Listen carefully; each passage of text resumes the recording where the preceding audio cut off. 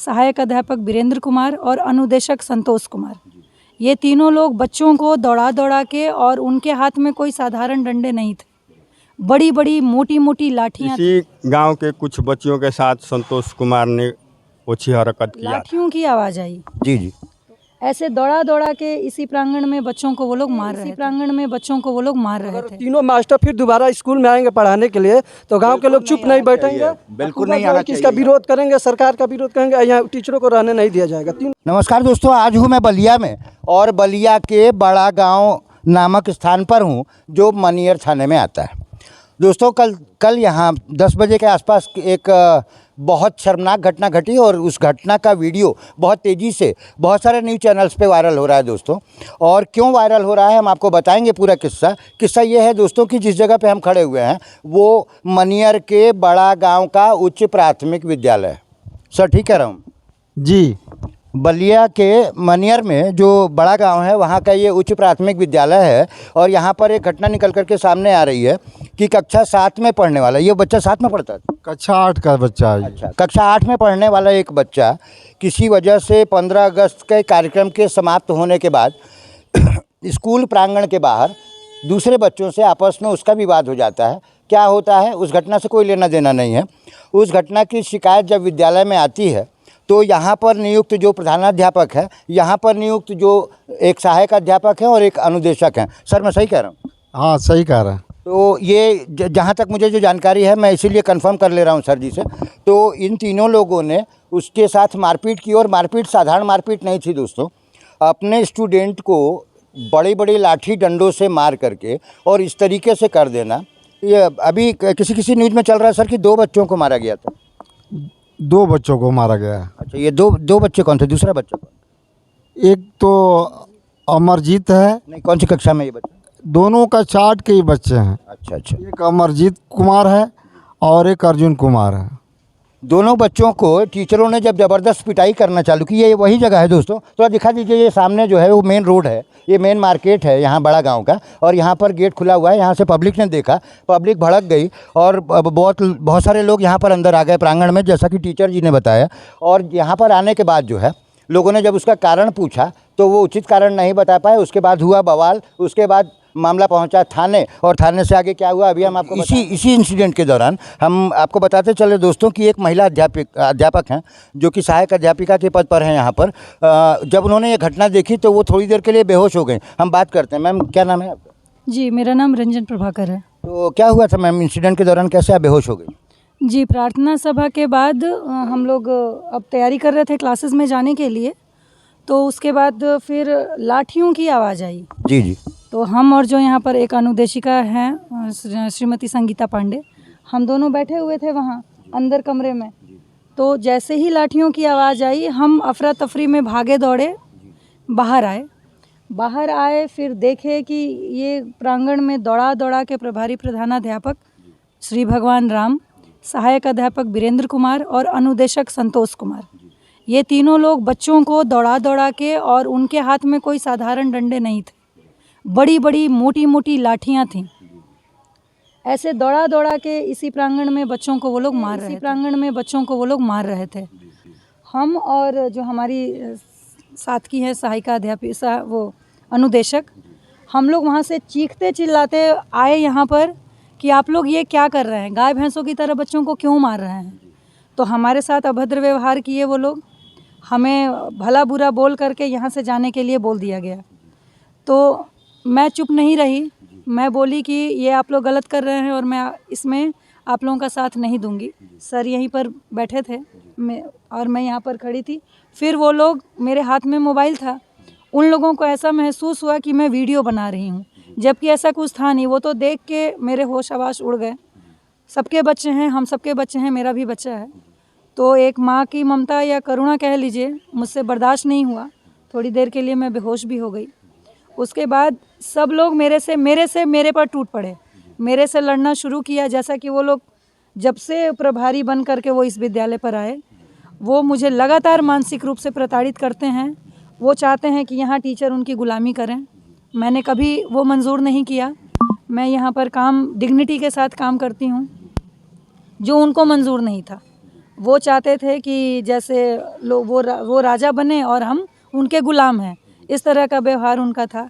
वीरेंद्र कुमार मतलब तीनों लोग ये लोग बहुत ही व्यक्तिगत छींटाकसी भी करते थे मुझ पर, जिसकी लिखित शिकायत मैंने बिल्कुल एक दिन पहले 15 अगस्त के दिन लिखित रूप से सारी शिकायत ले जा कर के मैंने अपने जो हमारे ब्लॉक के अधिकारी हैं बीईओ उनको मैंने सौंप दी थी लिखित रूप से।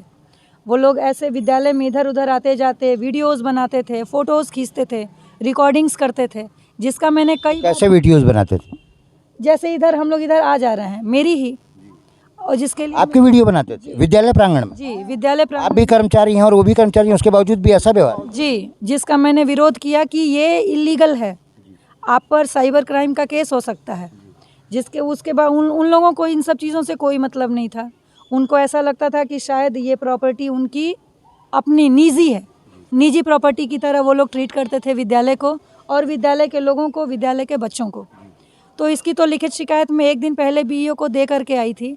साथ ही साथ वो मुझे आर्थिक रूप से भी, जब उनकी ये सब चीज़ें दाल नहीं गली और मैं लगातार बच्चों को अगर वो हैरेस करते थे तो मैं आवाज़ उठाती थी, स्कूल में कुछ भी गलत होता था तो मैं आवाज़ उठाती थी, जिसके लिए वो मुझे अब आर्थिक रूप से दंडित करने लगे थे।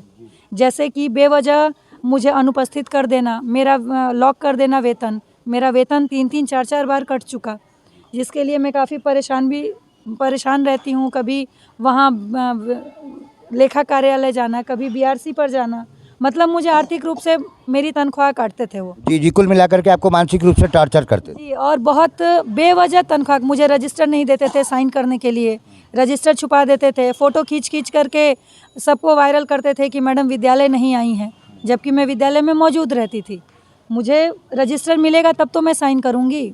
मतलब कुल मिला के ये उनकी निजी प्रॉपर्टी बन जो चुकी बता रही हैं ये अपने आप में और शर्मसार करने वाली बात है, क्योंकि बागी बलिया में यदि इस तरीके की घटना होती है कि कोई विद्यालय प्रांगण में खुद सरकारी कर्मचारी है और दूसरे सरकारी कर्मचारी को तरह तरह से प्रताड़ित करता है, तो अपने आप में बहुत शर्म की बात है। बात करते हैं। सर जी, क्या शुभ नाम है आपका?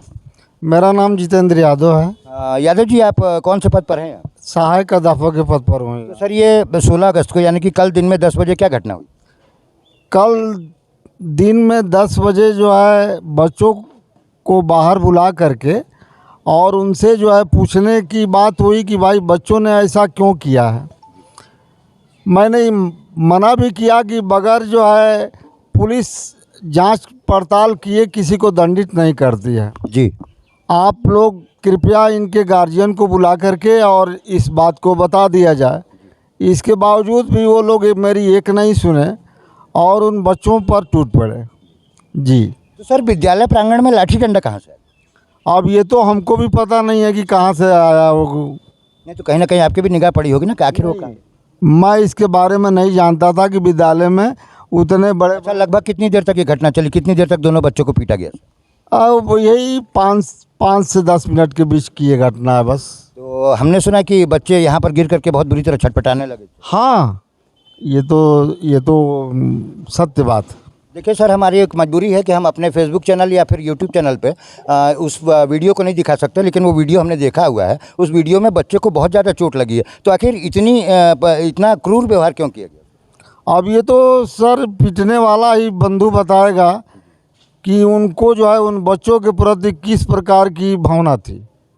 हाँ, देखिए दोस्तों, बलिया से निकल कर के आने वाली ये घटना अपने आप में बहुत शर्मसार करने वाली घटना है। पूरे ज़िले को बदनाम करने वाली घटना है, शिक्षकों को बदनाम करने वाली घटना है। सारे शिक्षक एक व्यवहार के नहीं होते, सारे शिक्षक एक नेचर के नहीं होते। बहुत शर्म की बात है।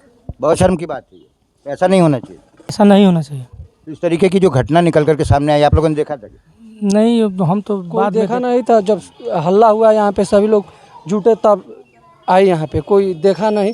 बाद में सभी लोग को पता चला कि ऐसे ऐसे किए हैं वो।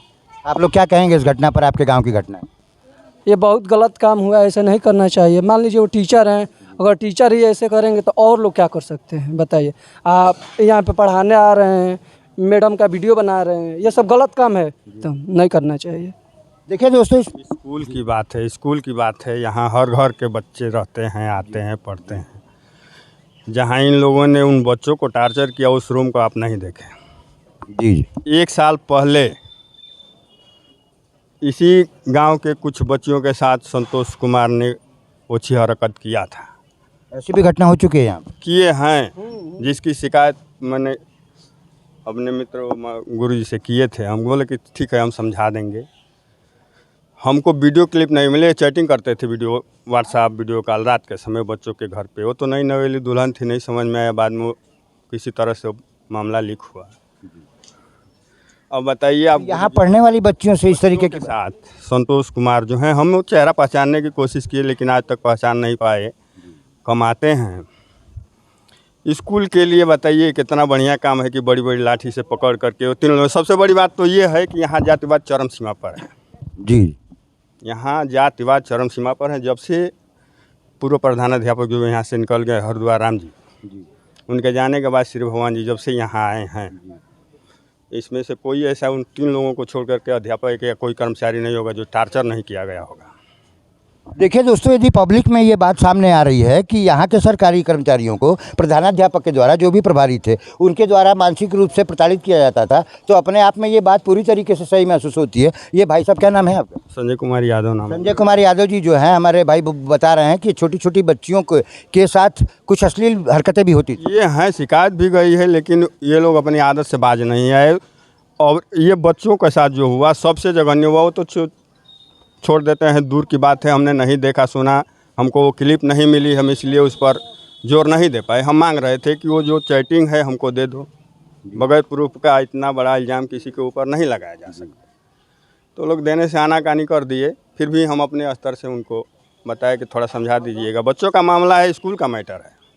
यहाँ हर घर के बच्चे आते हैं, कोई ज़रूरी नहीं है कि हमारा बच्चा नहीं होगा। देखिए दोस्तों, मुझे कहने में कोई गुरेज नहीं है कि किसी भी प्राइमरी स्कूल में या किसी भी मिडिल स्कूल में बहुत गरीब यानी कि बहुत आर्थिक स्थिति जिसकी ख़राब होती है उसका बच्चा पढ़ता है, बड़े लोगों के बच्चे नहीं पढ़ते। ऐसे बच्चों के साथ अश्लील हरकत करना, स्टाफ के साथ मेंटली टॉर्चर उनको करना, या फिर कहीं ना कहीं पूरे विद्यालय के माहौल को बिगाड़ देना, ये अपने आप में बहुत शर्मनाक घटना है। इस तरीके की घटना बरसा देना विद्यालय प्रांगण में अपने आप बहुत बड़ी हिम्मत की बात है। मैं अपने चैनल के माध्यम से जितने भी शिक्षा अधिकारी बलिया में हैं उनसे निवेदन करूंगा कि कड़ी से कड़ी कार्रवाई जो है इस तरीके के लोगों पर होनी चाहिए। जिलाधिकारी साहब से मैं निवेदन करूंगा अपने चैनल के माध्यम से कि जल्दी से जल्दी इस पर कड़ी कार्रवाई होनी चाहिए, क्योंकि इस तरीके की घटना पर भी यदि कार्रवाई ढीली ढाली होगी तो कहीं ना कहीं लोगों का रोष बढ़ेगा और प्राइमरी और मिडिल स्कूल के टीचरों के प्रति सम्मान भी घटेगा। सर गलत नहीं, वो बिल्कुल सही है सर।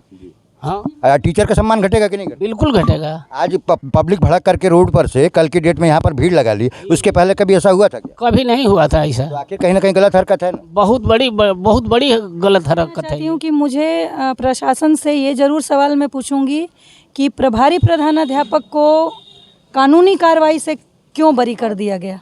नहीं, प्रभारी जो हैं उनके ऊपर तो पहली कार्रवाई होनी चाहिए, क्योंकि जिम्मेदार व्यक्ति वही हैं। लेकिन सिर्फ जो FIR जो दर्ज हुई है वो सिर्फ वीरेंद्र कुमार सहायक अध्यापक जो हैं और अनुदेशक संतोष जो हैं उन पर ही हुआ है। क्यों श्री भगवान राम जो पूर्व प्रभारी थे, जिनके संज्ञान में और जिनकी देख रेख में जिनकी मर्जी से ये सारी चीज़ें हुई हैं, वो भी मारे हैं बच्चों को, मैंने अपनी आंखों से देखा है। उनको क्यों कानूनी तौर से उनको क्यों बरी किया गया? उन पर भी FIR लागू होनी चाहिए थी।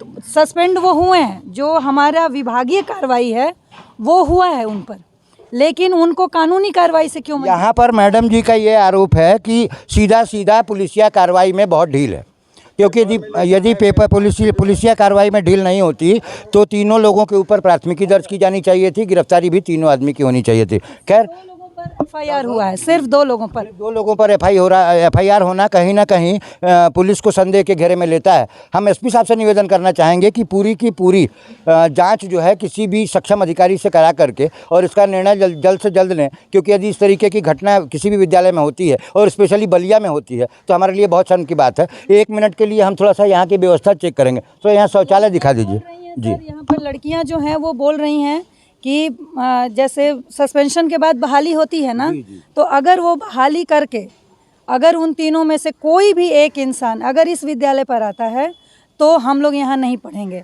और मैं अपने जो हमारे बेसिक शिक्षा अधिकारी हैं, मैं उनसे भी आपके चैनल के माध्यम से ये गुजारिश करना चाहती हूँ कि यहाँ पर किसी भी लड़की या मैं एक महिला शिक्षक या मेरा 3 साल का बच्चा आता है उसके साथ ये लोग दुर्व्यवहार करते हैं। तो हम लोग यहाँ सुरक्षित नहीं हैं उन लोगों के रहने से। अगर वो लोग इस विद्यालय में आते हैं दोबारा से बहाली करा करके, तो कृपया मुझे यहाँ से कहीं और ट्रांसफ़र कर दिया जाए। उन लोगों के साथ, उन लोगों के अंडर में, उन लोगों के साथ यहाँ पर काम करना अब मेरे लिए संभव अगर नहीं तीनों है। मास्टर फिर दोबारा स्कूल में आएंगे पढ़ाने के लिए तो गांव के लोग चुप नहीं बैठेंगे, बिल्कुल नहीं आना इसका विरोध करेंगे, सरकार का विरोध करेंगे, यहाँ टीचरों को रहने नहीं दिया जाएगा। तीनों लोग देखिए दोस्तों कितना गुस्सा है यहाँ के युवाओं में, और गुस्सा होना स्वाभाविक भी है।